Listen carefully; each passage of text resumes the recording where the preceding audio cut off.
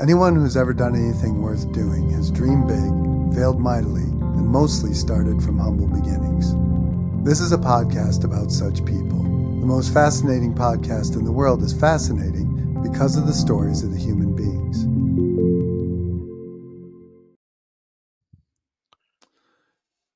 Good morning, everybody. Pat Serbo. Most fascinating podcast in the world.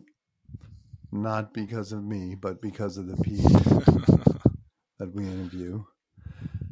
Dan Teutul is a friend. In my opinion, he's a fascinating human being. Dan is the owner of OC Ironworks, LLC, and Gabriel Fabricators. OC Ironworks had its origins way back in 1973 with Dan's father, and a lot's changed since then. Today, Dan is widely respected and regarded as one of the most accomplished fabricators and steel erectors in New York State and the surrounding areas and in the New York metropolitan area. And he can tell us more about that today. Dan is a father of 5 children and has a variety of hobbies. He's also active in charities and actively raises money for cancer causes. Dan has a strong faith and an enduring relationship with Jesus. And today we're going to talk a little bit about how Dan got started and what happened and where he is today. Welcome, Dan. How are you? Oh, good. How are you doing? What's that? I lost you for a second. I'm sorry. How's your day going? Not too bad. Good to hear. Not too bad. I got the things in I needed to this morning. That always helped the day to get going, you know? No doubt. So we were talking yesterday about early in your life, and I'd asked you about some of your earliest memories. What do you remember back to when you were like a little kid? Some of the earlier stuff that when I think about it, some of the earlier memories of my life revolved around, like, I would say football. Like, remember watching football, learning about football, that kind of stuff. Maybe the holidays with the family, a little bit, some vivid memories of that, through, 4 or 5 years old. Some memories of my, going to work with my father a little bit. So yeah, those are some of my earliest, if you're, asking like earliest memories that I can think of at this point. Those are probably, some of the earlier memories. And you mentioned something yesterday that I can't remember, but Topps magazines. Yes. Yeah, the Topps magazine, so football, right? So the Topps magazine football, it was like a sticker magazine. So you would go buy the packet and, try to fill in. Each team had its, 8 or 10 key players. And I remember, like, waiting for my dad to come home with like the next, 5 or 10 cent pack or whatever it was. It seemed like it was expensive because they only came around like once every 2 weeks. So it was pretty, I guess it probably made it more special. But yeah, just, doing that. And, again, being, I think it was the first thing that the NFL, the football thing, like something that, you enjoy watching, and then you start picking up on all the rules and the, things that just kind of like click, as far as the makeup of it. It was pretty cool. My father would even, he would gamble a little bit. He wasn't a big gambler, but at like 6 years old, he would let me pick the teams for him on Sunday, which was fun. How'd that work out? I don't really know. We were pretty poor, so I don't think it worked out great. Oh. You mentioned too that when you were small, you used to go with him to the Hasidic community, that he used to work for certain people there. What was that like? What do you remember? Um, we would go there, maybe measure railings. I would say, probably stuff like that. But it was it was interesting, to see people that look different, and it was also, I remember feeling very like institutional, kind of in the synagogues and stuff like that. It was, I guess, a unique experience, but it Mm-hmm. wasn't anything that that was that kind of, I guess, later on it became normal because that's the community that we did a lot of work in. But at the time, it just was, yeah, it just felt institutional, kind of. Mm-hmm. Interesting. So growing up, I think you mentioned you played a variety of sports until like middle school. Um, what sports did you play, and then what did you decide around middle school? I mean, growing up, we played everything, right? Mm-hmm. But again, the traditional stuff: baseball, basketball, football. The three seasons, kind of. Uh, the fall, the winter, and the spring. So um, as I got older, I kind of, I played a lot of basketball, like, in the playgrounds and stuff like that. And as far as like school goes, I stopped playing like ninth grade. Um, Baseball, I stopped at little league level, maybe eighth, seventh, eighth grade. I played through the little league. I didn't play for school at all, and I just stuck with football through, through graduation. From, I think Pop Warner came to the area when I was in fourth grade, so we were fortunate to be able to have that. And from fourth grade up to, my senior, was able to play all those years, as opposed to just playing at, at middle school, high school level. So Mm-hmm. that was nice. What position did you play in football? um i played I played running back when I was younger, and linebacker, and then I played, quarterback. I played a little bit all over the place, but I played quarterback, my sophomore year, my junior year, and then my senior year, I kind of tanked the quarterback, tryouts, so to speak. I mean, there was a guy younger than me that was pretty good too, but I really wanted to, like, if you played quarterback, you couldn't play anything else.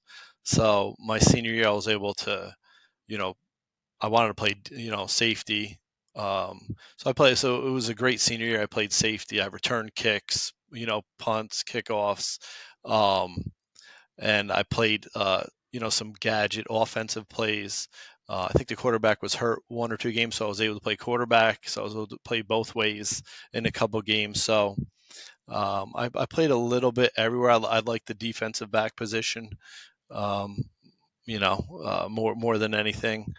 The quarterback position wasn't that much fun in our school, Mm-hmm. because uh, you didn't have a lot of time to do anything, so you just, Mm-hmm. took a lot of hits or whatever. Mm-hmm. But so yeah, I kind of played all over the place, but that's what I enjoyed playing, was defensive back. So, with regard to work experience, what do you remember? What are your earliest memories of working? Well, I mean, the earliest memories, again, was going with my father a little bit when I was younger. Mm-hmm. Um, and then, as far as working, getting paid, I think I was in my seventh grade, between seventh and eighth grade. Um, I started working in the shop, Mm-hmm. doing, mostly cutting up, pickets for wrought iron railings, Mm-hmm. um, uh, cleaning up and stuff like that. But mostly the grunt work, throwing out garbage on, at 7 o'clock on a hot, muggy, sunny morning, or summer morning. So just the nasty stuff. Um, the all the very, very bottom, so to speak, Mm-hmm. of things. Between, throwing out the garbages, and sweeping up and then sitting at a machine all day, 10 hours a day, shearing pickets for railings. So, Mm-hmm. and it was like a bottomless pit of uh, half-inch square bar, half-inch round bar, 30 foot long, and you just cut them into you know uh, 3 foot sections Mm-hmm. all day, every day. So it was I loved it, but it was pretty. When I think about it, it was uh, Monotonous. it was monotonous. It was definitely monotonous. Yeah, yeah, and so it was good. So you mentioned that when you started going out into the field, you could visualize ways to do things, but the people that you were interacting with weren't doing it in the way that you visualized it. How old were you then? Do you remember? I would say probably like 18, 19. Mm-hmm. That was after, so I spent a lot of time in the shop. Um, just again doing like grunt stuff all through, like again weekends and summers from like probably seventh grade to till I graduated. Then after I graduated, I spent like probably like 6 months in the shop, and then I was into the field. And then when I got in the field and started like getting my bearings about what the work was, I would just see things that like that were a little bit like inefficient, I guess you could say, or didn't make a lot of sense, and just little things, um, like we would mix, or we would paint, touch up. We put the wrought iron railings in and touch it up with some black paint, and like we were carrying black paint in like Gatorade bottles, and like you can't stick the brush inside the Gatorade bottle, so you would, so the guys would just kind of like, you'd have to carefully like tilt the bottle and try to get some paint on the brush, like we just like uh so it was like, why don't we just get those little plastic containers from the hardware store they give you, and you could just put paint in there and you could take the lid off and Mm-hmm. use the brush like normal. Kind of the same thing with like you would do pour rock, so you would drill holes and then you would set the railing and then you would pour concrete, and we were doing it with like, old bent up coffee cans, and um like, why don't we just get bigger plastic and just then we could like, mix it up nice and clean it up, and we're not dealing with like a rusty, you know uh uh whatever can that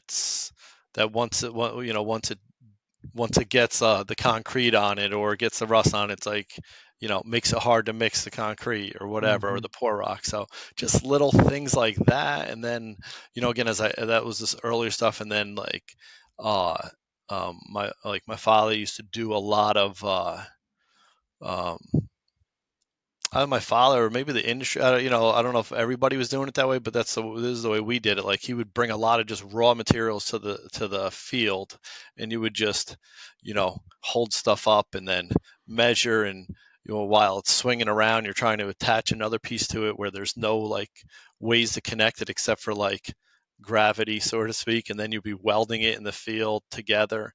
Um, so they would do like he would do a lot of that instead of taking like, you know, and it would take 3 weeks to do something.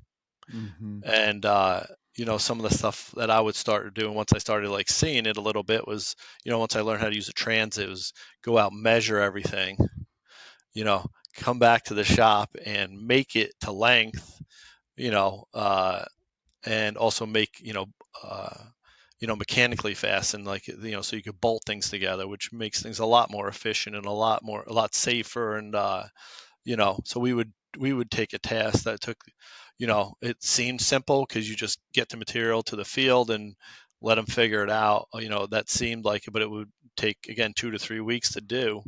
Uh, we would spend a day to measure, um, 2 or 3 days in the shop to fabricate it correctly, and then another, day to install. So you would cut, like that kind of stuff. Like that was the beginning of like, um,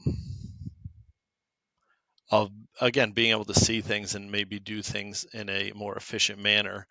Um, Mm-hmm. instead of just saying, "Oh, this is the way we do things," so to speak. And I had some free reign to do it because, uh, that which was, looking back, was a blessing. It was, not too nobody was, it wasn't a the company was kind of loosely run, so um, I kind of had the or took the ability. I took the initiative to do those things, and Mm-hmm. somebody else wasn't really over top of me, you know, saying you can't do that. Mm-hmm. Once my father would he would poke his head in every once in a while and say, "Oh, what are you doing?" And then "Why are you doing it like that?" Blah blah blah, and here's how we used to do it. And then a couple times he came into the field a little bit, and he was like, "Oh, all right." He would still say his way was better, but uh, that was rewarding, and then he would Mm-hmm. talk about how they used to do it and all that kind of stuff. Mm-hmm. So So around age 25, you mentioned your consigliere, the elderly man, the attorney, took you into his office and had a conversation. yes, yeah, his name was Bob Markovitz, Mm-hmm. um, and um, he was. I didn't know him at the time. He was like my father's. I don't know if he was my father's attorney or somehow. Um, I think my father. I forget how my father and him met through a friend or whatever. But they were definitely not. They were definitely yin and yang. Like he was an older, you know, whatever, conservative, Jewish lawyer. My dad was just the maniac kind of, and um, and me and my brother, I didn't even know why. We just went. Me and my brother had to go meet him, and I found out he actually called the meeting to me and my brother and said he was concerned about the steel business, because the motorcycle business had just kind of get started and nobody's watching the shop and all that kind of stuff. So I think immediately the next day, between me and my brother, we decided. My brother had started working with my father in the motorcycle business. For people that may not be familiar or put two and two together, can you describe the motorcycle business and the history of that? People will Sure. probably understand. Yeah. So yeah, basically my family, my father, my brother Paul, my brother Michael are Orange County choppers, or Mm-hmm. we're Orange County choppers, and they basically 2000 ish. My dad had the steel business, so my dad and my brother kind of owned it together, and the custom motorcycle business kind of started moving a little bit, and they were kind of on the front side of that, and even before the show started, they were starting to do it, and my brother was making railings at the time. That's where I think he got a lot of his future skills from. But and they started whatever Orange County Choppers, and my brother again was working in the steel business, started drifting over to the motorcycle business with my father. Mm-hmm. So kind of started around that time, 2000, 2002 ish. Mm-hmm. Um, so yeah, and then they became who they became. And so Bob takes you into his office and says, "This is what we're going to do." He just recommended it, yeah. Mm-hmm. And again, it was more of a natural thing for me to go into the office, Mm-hmm. because I was kind of entrenched in this on the steel side, not on the business side, but that's what I did. I worked for that's what I was doing. I was installing the steel for the business. So my brother was probably 80% already over into the motorcycle side, and doing what he loved over there. So Mm-hmm. so the next day I was in the office pretty much. And then what happened? Uh, what I do the first day? I mean, Mm-hmm. again, I didn't really know what to do. He was just like, start looking at phone bills. Like, start looking. Why are you paying so? Look, check your um cell phones, whatever, had just kind of started, go through your cell phone bills. Why are you paying this? Why, like basic basic stuff. Whether he was just trying to like, you know, just keep like, that was his recommendation. Just start there, start looking at bills, start asking, But again, it was just like that. That was kind of where it started. All right, now, all right, we'll go to the phone guy. Why are we paying this? So it's like this basic. Like I didn't go to business or business school or any of this kind of accounting. So it was like go make sense of what's happening in the office. Mm-hmm. But it was weird because one day I was listening to people tell me what to do, so to speak.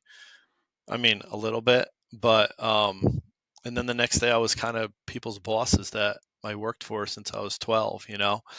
And I didn't come off like that, but so that was a unique situation too. And um, it was a slow burn, I guess, to not demand respect, so to speak. So it was a lot of things happening at once.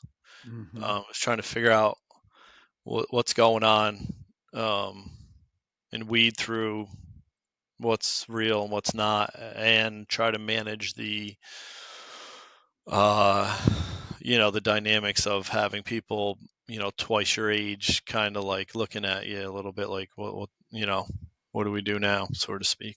Mm-hmm. So that's kind of what it was the first probably couple months, trying to figure out, cost stuff and how do you figure out how to price things? How do the answers were always like, well, we just know, and it's like I don't know if that really makes sense to me. You just know, but you're not really tracking per job. Mm-hmm. So we brought in QuickBooks. We started putting job numbers on things. We started doing POs, like all the things that you would think are just maybe normal to do. Mm-hmm. There was there was no structure at all, and there Mm-hmm. was nobody there to say, here's what the structure should be, sort of. So Mm-hmm. that's what I did the first probably year or so, Mm-hmm. while trying to continue to keep a business kind of going, Mm-hmm. while being, while dealing with the other political stuff or whatever. But, and then, How you big know, was the business at that point? probably about 20, 25, 20 to 25 employees, maybe. Mm-hmm. Probably, $2.5 million in sales. Well, if you want to, if you want to quantify it by those two figures. Mm-hmm. So it wasn't all sunshine and roses. Eventually, it got a little rocky. What happened? Um, well, about 2 years. Let me think. 2002.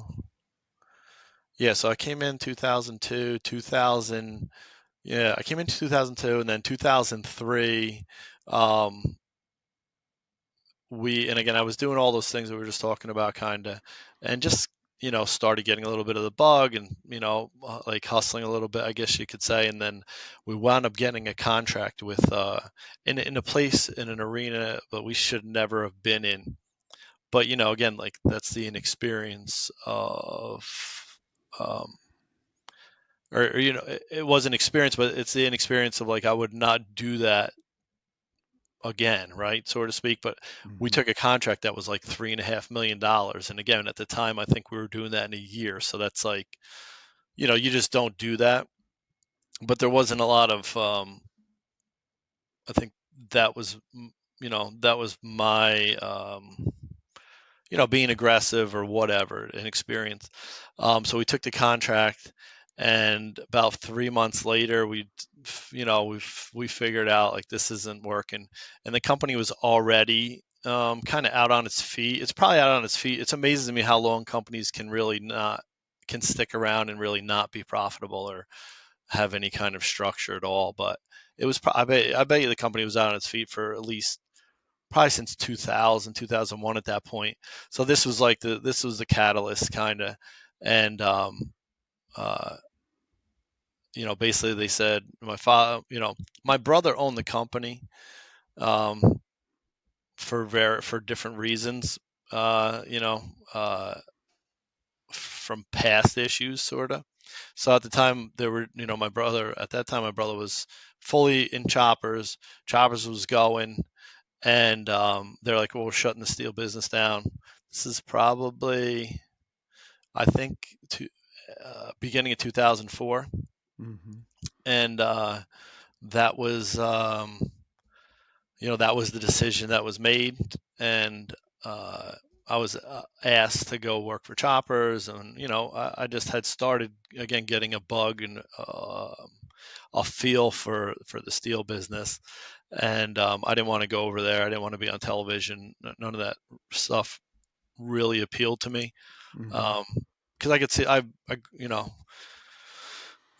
just knew where it was going one day. It was a while down the road, but with the family dynamics. But anyway, I didn't. I decided not to. I wanted to stay where I was, so they shut down the steel business.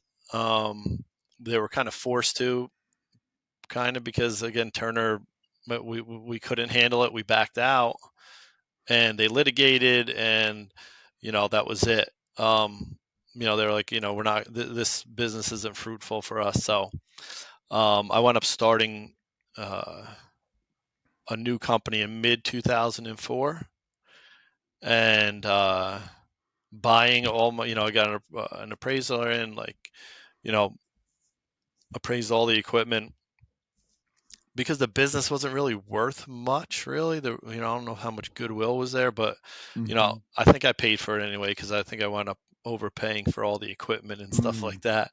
But anyway, I got a loan. I bought all the equipment, and then I became a tenant. That was like mid 2004.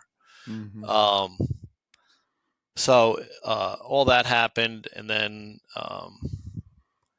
uh, then it was like kind of like figure it out as we go, and then because the other business, you know um, the other business closed down. It didn't defend against any of the creditors, and the creditors were awarded everything they were asked for because there was no defense. And then they came after the new company, so I had to deal with that while we were trying to kind of get things going. Mm-hmm. So that was kind of the that was the rockiness of, or it's always rockiness, but that was a yeah, that was starting in business. Mm-hmm. So when you got started, I think you said you were doing fabricating and subbing out your installations in the beginning. Is that? Yeah, we were doing some of our own install, very small, like, like I was doing that, right? That's what I was doing. Mm-hmm. I was doing some railings and stuff, but anything a little bit bigger, they were we were subbing out to other erectors, other Mm-hmm. companies in the area. Um, and I kind of was like, I grew up in the, again, whether it was weekends, blah blah blah, doing installations, and then I did it for 3 or 4 years. So I'm like, I can, we can do this. And we started doing it like internally, and then we did that for maybe a year or so, and just kind of realized that there's not a lot of uh, there's not maybe a lot to pick from, and it takes a big effort to get people trained up, and then keep them busy and all this kind of stuff. So we wound up signing we wound up starting Gabriel Steel and signing with the union, Mm-hmm. which was, you know at the time, was a very uh, I would say, probably not a popular decision amongst other, like, especially probably my father, a couple of those, his counterparts in the industry, like, oh, you can't do that, what, like, the union's going to take you down, blah blah blah, all this kind of stuff. But it made sense to me to do, because you can get um a trained person to Mm-hmm. come to work for you when you need them, and then when you don't, you don't have to carry that burden. Mm-hmm. So that's the direction. And again, probably there was probably some naiveness to it, and there was some uh, you know um, sometimes ambition can be blinding too a little bit, but you know, the decision was made to go in that direction. You know what I mean? For whatever reason at the time, I Mm-hmm. wouldn't say it was a perfectly well thought out decision, but it felt like it made sense, and in the long run, it did. Mm-hmm. It sounds like it was transformational for you because you had the ready workforce, whereas trying to hire your own people and train them wasn't Yeah, working. it wasn't like, again, it's like everything else. It's not perfect, right? You do Mm-hmm. have some of those stereotypical union situations. You do deal with that, but you have to, again, you have to continue to, like, okay, this didn't work, this person didn't work, that's it, the way we did that, so it was always managing it and figuring it out and trying to get to the right person. It's kind of the same thing, you just have a bigger talent pool, Mm-hmm. um, or at least a pool to choose from and figure it out. Mm-hmm. So there's two evils there, three evils there that you're dealing with. You can try to grow your own force and people can leave like crazy, or you can deal with some of the other, uh, you know, uh, I don't know if they're rules or regulations that get put on you by going to a trade union. But I mean, overall, it made sense. Mm-hmm. Again, it wasn't like a thing that made sense at the time, so to Mm-hmm. speak. Um, So in 2005, you started gaining momentum, and yes. people couldn't really ignore you. They You were kind of small and new, but your pricing was good, so people took a chance on you. Yeah, we kind of started again being aggressive. Um, I think we were trying to figure out our price structure a little bit, um, which we probably had done by that point. What our overhead is and cost per hour and all that kind of stuff. We were just aggressive, and you kind of had to be, Mm-hmm. in the area where we were working in the I guess you can call it Lower Hudson Valley. Um, wasn't uh, it wasn't great margins, to begin with. But we were able to start, uh, getting. I would say we were getting a lot of experience doing things. We Mm-hmm. were making some money, um, but it was more of. But we were grabbing so much. Like I was looking at it the other day. I think we were doing like 150 different job numbers. Like now we do like 30, Mm-hmm. 40 maybe. But so it was creating a lot of experience for us. um but again, in this area it was tough. It was um yeah, and looking back at it, it was a lot of we worked for a lot of companies where, uh you know uh, and this became a formula down the road a little bit, is like you're working for companies that people actually own the company, so they're gonna, like, they're going to squeeze the hell out of you because everything that they get from you, they keep, right? Mm-hmm. So, you know, that those dynamics are tough um, to operate in and be, you know, and be, I get, profitable, or, get paid for what you're worth, so to speak, because you're really only worth the number that they can chisel you to, sort of. Mm-hmm. But again, at that, we started, getting some growing our customer base, um, and like I said, gaining a lot of experience doing things. Mm-hmm. How do you feel about where you are right now? I think you made a comment yesterday to me that you feel like you were built for this. Um, how do I feel about where I'm at right now? Mm-hmm. Um, it's kind of hard, I don't stop and think about it too much, really. Mm-hmm. Um,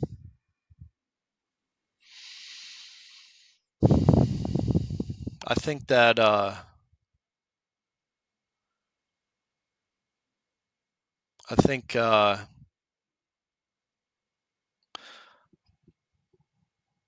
you know I think it's there's a lot of people here, right, that I rely on that have done a great job. Um, but I'm trying to think of how to answer that.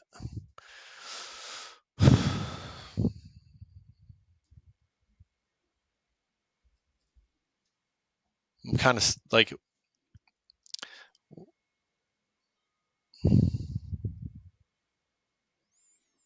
um, I think a couple years ago, I would say like, this is amazing, right? Again, not, but like, I think part of like having some success or perceived success is like uh, it never being enough. So you're kind of doing things continually to, try to better yourself or things.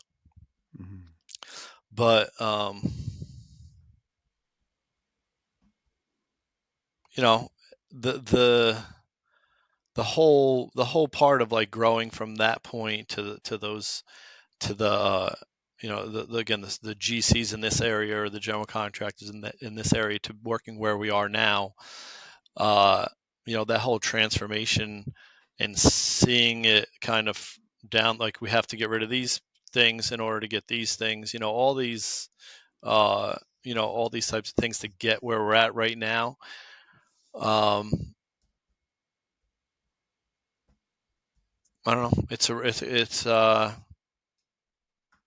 I guess it's a rewarding feeling to, again, to go when you think back, you made certain decisions. Again, we have people that are good, but I think I was able to, steer us, um, through the, I guess, chasms and pitfalls and everything to get where we are now as far as a company. Mm-hmm. I don't know if that answers the question, but um, because there's such a, from there to here is such a gap, or where we are now, it's like, uh,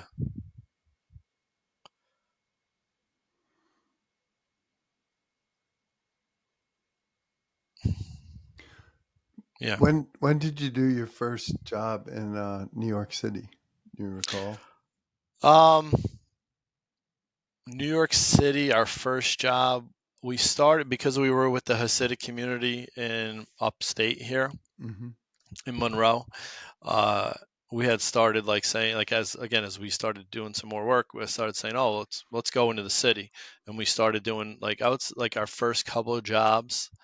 Um, were in like the outer boroughs, like Brooklyn. Again, most of them were within the Hasidic community down in Brooklyn.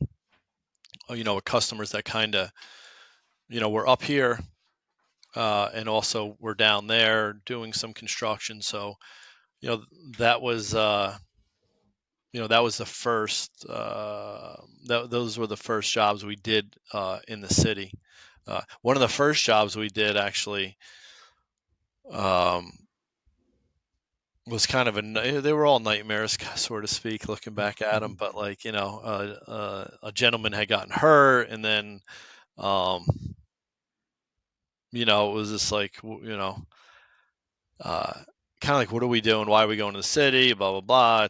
It's a dangerous down there, doing all this stuff. But again, we kept kind of at it. So that was on that side, and the public side, or on the, regular general contractor side. Uh, I think we was a similar situation. We had customers up here that were doing that were doing some work up here that we had gotten, and we kind of just would do a couple little things for them down in the city. That's how we started our segue down into the 5 boroughs. What keeps you interested today? Like when you think Hmm. about where you're headed. Um, I think always going back and looking at like right now we just bought some some newer equipment. Like I would say what keeps me going is, or what I enjoy doing is trying to make things as efficient as possible, no matter like how big we've gotten, so to speak. Mm-hmm. So that kind of stuff I enjoy. We're fortunate to have um, the customer base in the work that is you know kind of the right the that's what feeds the fire, so to speak. Which is nice. We obviously always have to maintain that, but that part of like growing and schmoozing and dinners and that doesn't completely stop, but that was those were fun like things to do, and that was an exciting and you know I guess you could say accomplished, like mission accomplished, so to speak. um, but right now I think it's um, right now specifically at this point you know um, it's going back and saying, all right, all right, we've been growing, blah blah blah. It's been busy with the pandemic and all this other stuff, and like, all right, let's go back to refining our processes. Um, you know, Growth has never been a goal, so to speak. It's been, uh, you know, service, and the reason why I said this is like I don't want to do more work. I want to do the same amount or less and figure out how to squeeze, grow the bottom line, and not in a greedy way, but I mean, don't get me wrong, that's why we're doing it. Like for the most, that's a byproduct, right?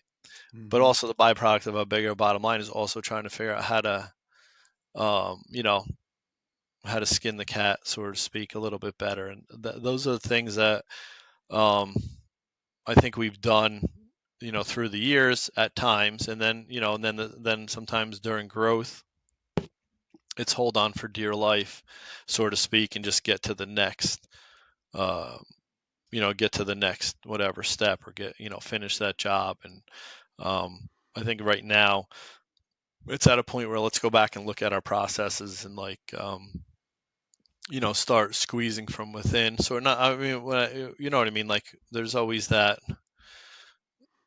thing that you think you're being efficient at, but then you look at it again and you're really like, you know, doing things that are, you're taking the paint from a Gatorade Mm-hmm. bottle, and So, you don't think you are, but you are. mm-hmm.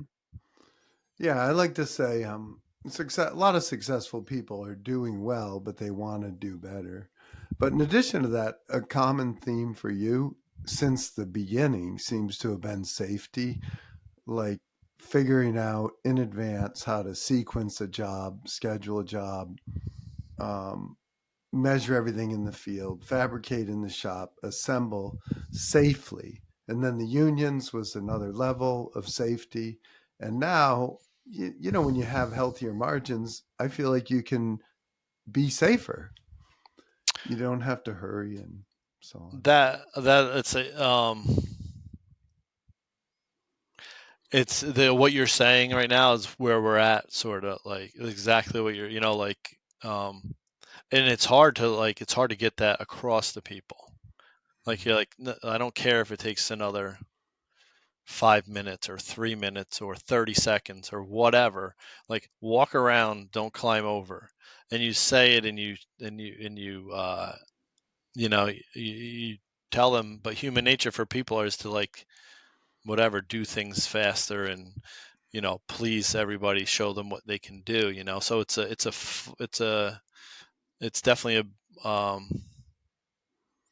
it's definitely a big push for that stuff, and but it's a hard one to get across to people because Mm-hmm. it's kind of counter. It looks counterproductive to be safe, but when somebody gets hurt, it's like exponential, the ripple effect, and you know you can't. Uh, there's so many things that are beneficial to staying safe. It's just like for a day or two of a schedule, or an hour of a schedule, uh, it doesn't even compare. Mm-hmm. So No doubt. yeah, you take a guy. First of all, he gets hurt. Now he has his personal. Now he's got to live with it, or his family's got to live with it. Then you Mm-hmm. have, then you have insurance. That's the guy, right? Which is the most important thing, that individual. And then you have now you have insurance burdens, right? Now you have lawsuits, and now you have back of house issues that go on for years, and they just hang around. For what? For Mm-hmm. you to cut the corner that didn't need to be cut. And Mm-hmm. again, I think that's part of uh, you know our next move is trying to communicate that the best we can. Mm-hmm. So, are you the kind of guy that thinks about retiring someday, or will you do this forever? um I don't really know. I would say, just like I've never had a business plan or a business model to chart the course, so to speak. Whether that's good or bad, it's kind of the same thing now. But I mean, um I would like to, I think I'd like to stay here. It's kind of like um, it's kind of like the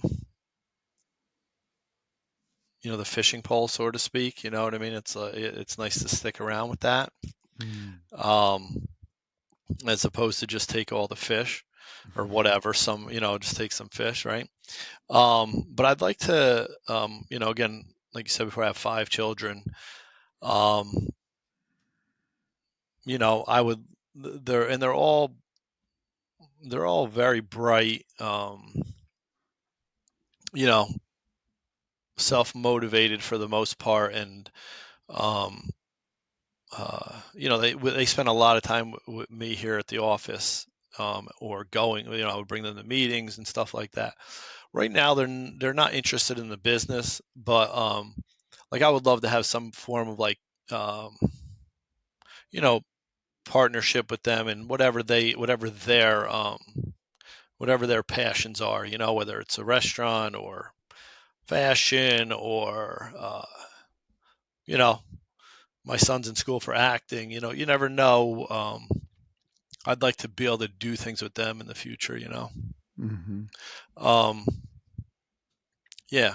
So, uh, as far as retiring, or you know, retirement, definitely not. Um, whether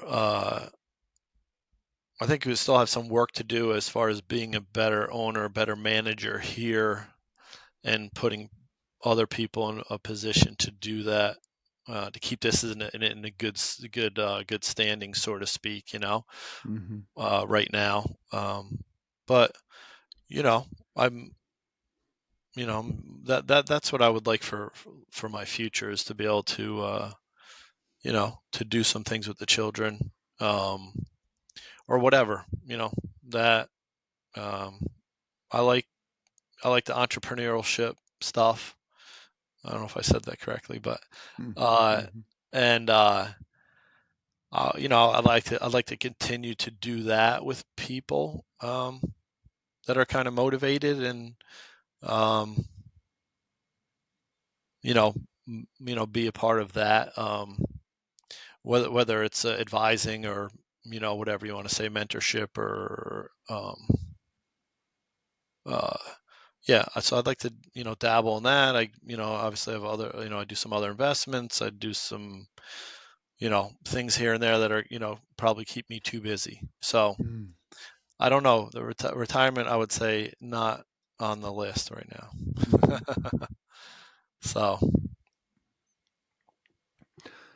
If uh, if we were sitting here 10 years from now, looking back on today, what do you feel like you would have accomplished to have been successful in that 10-year period? um, I think taking care of myself physically, spiritually, those types of things, I will, you know, at a better place with that, more consistent place with that. Um, um, Probably again, maybe slow down and like, you know, uh, you know, maybe, like, take it right, like right now, I would want to take a step back and say, all right, I got to start, uh, being, um,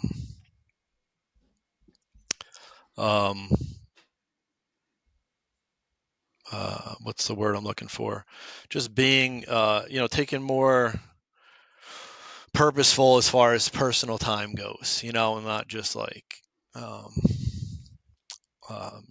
just going wherever the wind blows me, so to speak. You know what I mean? And I've kind of lived that way for a long time, which I liked. And again, I had I had loose rules through the years. I was like, um, God, family, work, so to speak, right? And I always kept that, but they were never like, uh, like I never missed my kids' stuff, but I worked 80 hours a week too. But there was never really a lot of structure. It was, so I would like a little more, um,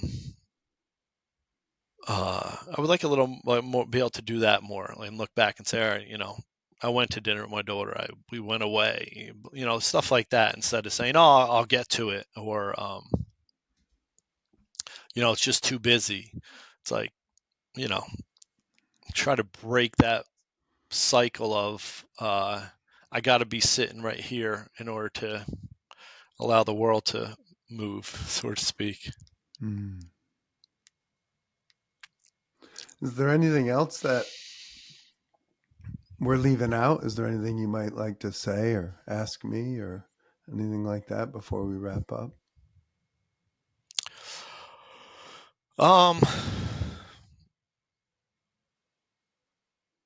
I guess for me, like, what I don't probably say enough is like, um, a lot of like some of the other principles that I've gotten here, like, or gotten allowed me to be here, or like, um, uh, are a lot of like biblical principles, as far as like, the way to treat people, um, that we're not really here to be average, if we're representing, you know, um, Jesus or our faith, or God, so that's always been in my mind, like, just, let's, um, we're not really just representing ourselves, so to speak, Mm-hmm. um, so those are like those little weird, unseen, uh, intangibles that, that you can live by that actually work. They're not, they're not easy to do, I don't think, but they're, um, I think you're supposed to be, trying to do them, giving, um, you know, where you can. Again, I haven't been like perfect. I've made a lot of mistakes, but, try to keep, I've always tried to keep those, principles in front of me, um, to the best of my ability, Mm-hmm. so, um, that's why I put a lot of, I have a hard time taking credit for any success really, because, um, you know, at the end of the day, what I believe that it's, really not mine. It's kind of God's. He's let Mm-hmm. me watch over it, so to speak. Mm-hmm. Um, so, and I guess my question for you would be, why would you ask me to be on your show? Mm. I think what you've done, I heard about you long before I met you. So I heard about you from big construction companies in New York City, like Hunter Roberts and Turner and others. And so, and the way I heard the story was that it was a redemptive story, meaning, and I really didn't know until recently about the part about bankrupting the company and the lawsuit and so on and so forth. But the people that know you have said, they had some lumps, and then and Dan, came to New York, started working, talked to people, and little by little, you grew your reputation and your company outside of Orange County, and I think it's fascinating. So the title of the podcast, it's the most fascinating podcast in the world. I think the story is fascinating. I think your story is fascinating. And it seems to me that even though you don't have these outlandish goals that are tied to value, to volume, being a big company, for instance, it seems to me that you want to do the most with the tools you have and be the best that you can be within the parameters that you set, meaning being available to your kids, going to their games, being available to your community and the charities that you support. Um, with with the time you have, making the most of the business opportunity, but also being a good father and a good friend of the community. So I feel like you were perfect for this, and thank you for doing it. Yeah. Well, thanks for thinking of me. And well, it's my first experience on the podcast. So Maybe we'll do it again. yeah, yeah, yeah. Hopefully, hopefully it's interesting content for your, you know, for your viewers, I guess. We But guarantee that it's fascinating. whew, that's a lot to live up to, man. But yeah, so yeah, it's yeah. We were talking a little bit yesterday about the Turner situation, and to like go from that to have them as a, you know, I think we're probably in their top vendor list. Mm, Um, that's pretty cool because that takes a lot of like um, patience, so to speak, and mm, you know, uh, stick to itiveness or whatever you want to call it, grinding, all that type of stuff. So that's rewarding. But I think you just keep doing what you do and don't let the rest of the stuff around you kind of, uh, it gets to you, mm. right? But uh, yeah, that's a cool, like, that's a cool little you know uh, story inside of the stories, so to speak. No doubt. And the funny thing is, at the end of that story, and I can't remember, or maybe I choose not to remember who told me this, but at the end of the first time I heard it, the person said, now that he's back, I wish he was a secret because other people, the word's out now and he's been where Yeah, they work. And I wish he was just working for me.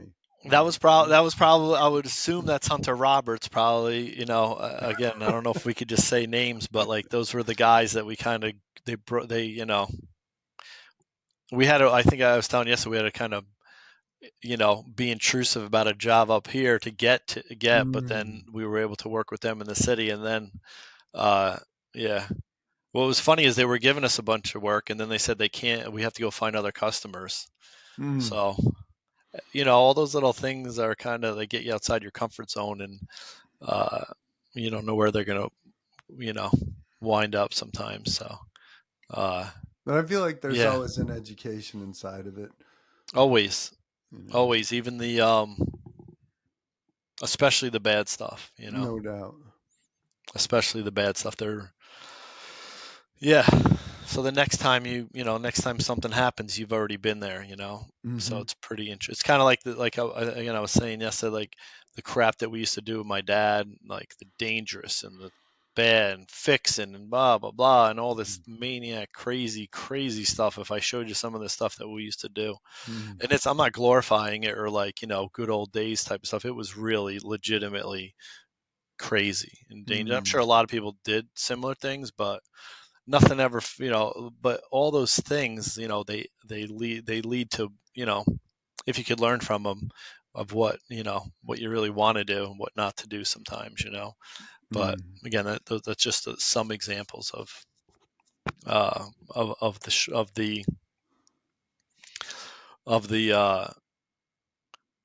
the struggle, so to speak, the unseen struggle.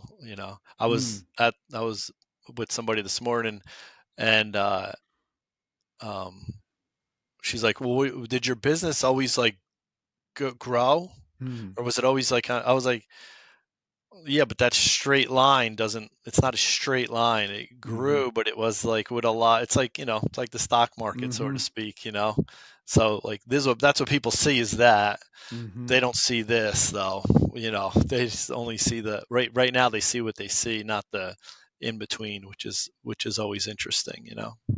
So Dan, I heard someone say one time the stock market is like an escalator, but picture a man on the escalator with a yo-yo, and the Yeah, yo-yo is the daily fluctuation.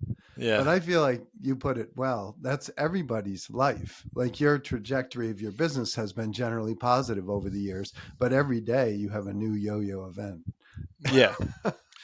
Yeah, and that's like as you talk to people, like that's almost you've people almost it's almost seems like people think that that's unique to their situation, or whether somebody was bad to them or whatever, and it's like no, we're all it's whether you want to give it another shot or you want to just live in the place that somebody uh did something, and paint everybody with that same brush. You know what I mean? It's like I think that's the difference is you just, all right, that hurt, but I'm gonna keep trying, We as get to opposed to just choose.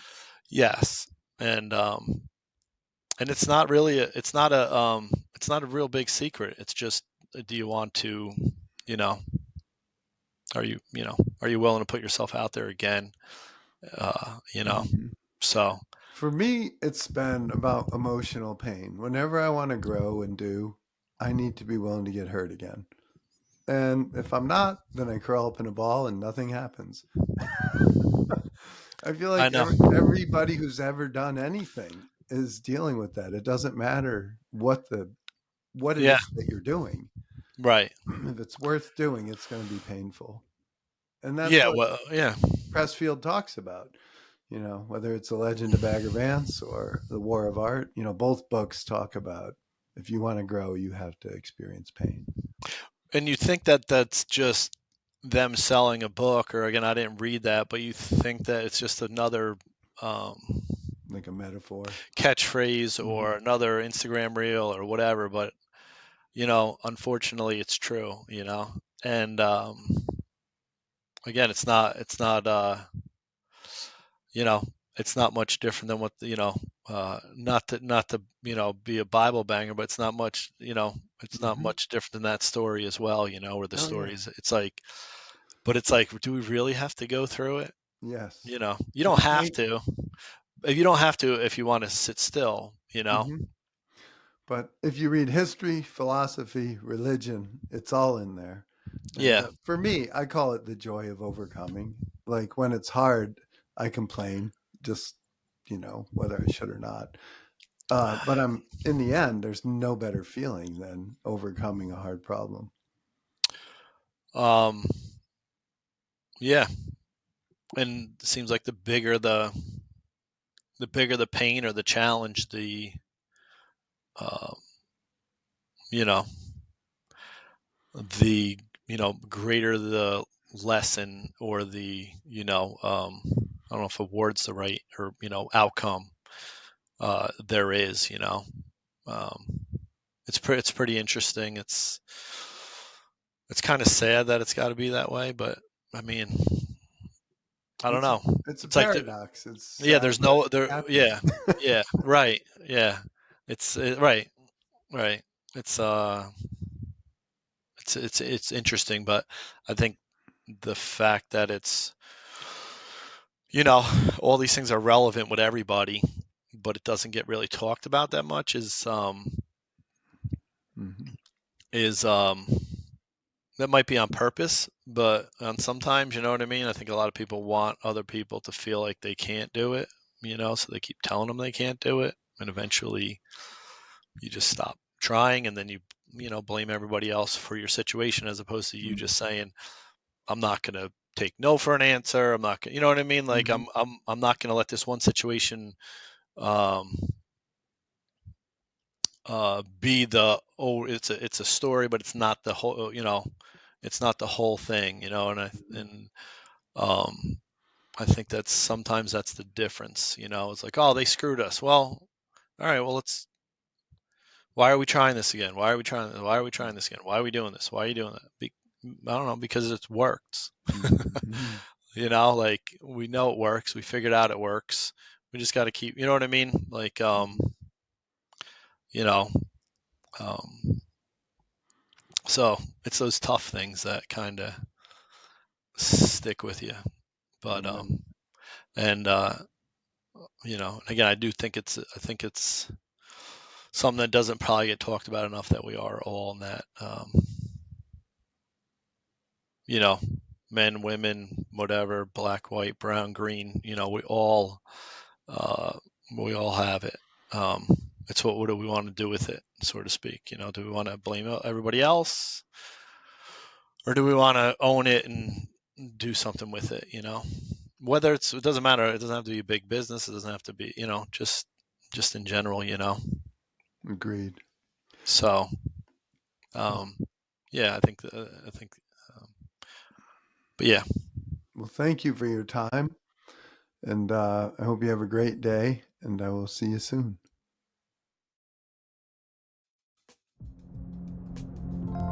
If you enjoy the most fascinating podcast in the world, please follow on Spotify, subscribe on YouTube, and follow on Apple Podcast.